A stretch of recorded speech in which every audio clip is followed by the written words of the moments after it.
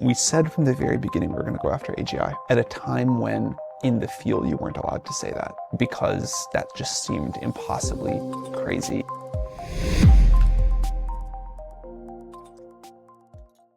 Let's talk about your newest essay on the age of intelligence. Is this the best time ever to be starting a technology company? Let's at least say it's the best time yet. Yeah. Hopefully there'll be even better times in the future. I sort of think with each successive major technological revolution, you've been able to do more than you could before. And I would expect the companies to be more amazing and impactful and everything else. So yeah, I think it's the best time yet. Big companies have the edge when things are like moving slowly and not that dynamic. And then when something like this or mobile or the internet or the semiconductor revolution happens, or probably like back in the days of the Industrial Revolution, that was when upstarts have their edge. So yeah, this is like, and it's been a while since we've had one of these, so this is like pretty exciting. In the essay, you actually say a really big thing, which is ASI, superintelligence, is actually thousands of days away.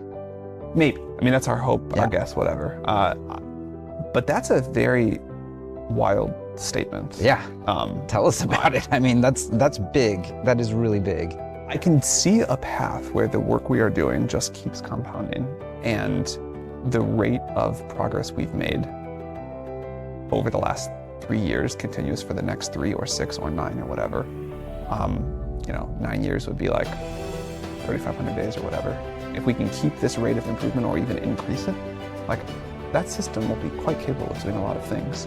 I think already, even a system like O1 is capable of doing like quite a lot of things. From just like a raw cognitive IQ on a closed-end, well-defined task in a certain area, I'm like, O1 is like a very smart thing. And I think we're nowhere near the limit of progress. I mean, that was an architecture shift that sort of unlocked a lot. And what I'm sort of hearing is that these things are going to compound. We could hit some like unexpected wall, or we could be missing something, but it looks to us like there's a lot of compounding in front of us still to happen. I mean, this essay is probably the most techno-optimist of almost anything I've seen out there. Some of the things we get to look forward to, fixing the climate, establishing a space colony, the discovery of all of physics, near limitless intelligence, and abundant energy. I do think all of those things, and probably a lot more we can't even imagine, are maybe not that far away. And I think it's like tremendously exciting that we can talk about this even semi-seriously now. And one of the things that I always have loved most about YC is it encourages slightly implausible degrees of techno-optimism and just a belief that like, you can figure this out. And, in a world that I think is like sort of consistently telling people, this is not going to work, you can't do this thing, you can't do that. I think that kind of early PG spirit of just encouraging founders to like think a little bit bigger. It is a special thing in the world. The abundant energy thing seems like a pretty big deal. There's sort of path A and path B. If we do achieve abundant energy, seems like this is a real unlock. Almost any work, not just, knowledge work, but actually like real physical work could be unlocked with robotics and with language and intelligence on tap. Like, there's a real age of abundance. I think these are like the two key inputs to everything else that we want.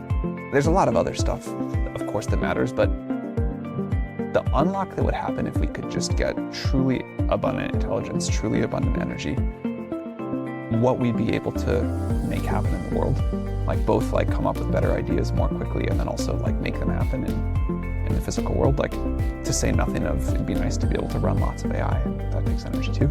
I think that would be a huge unlock, and the fact that I'm not sure to be whether to be surprised that it's all happening at the same time, or this is just like the natural effect of an increasing rate of technological progress, but it's certainly a very exciting time to be alive and a great time to do a startup. Well, so we sort of walked through this age of abundance. Maybe robots can actually manufacture, do anything. Almost all physical labor can then result in material progress, not just for the most wealthy, but for everyone. What happens if we don't unleash unlimited energy? If there's some physical law that prevents us from exactly that.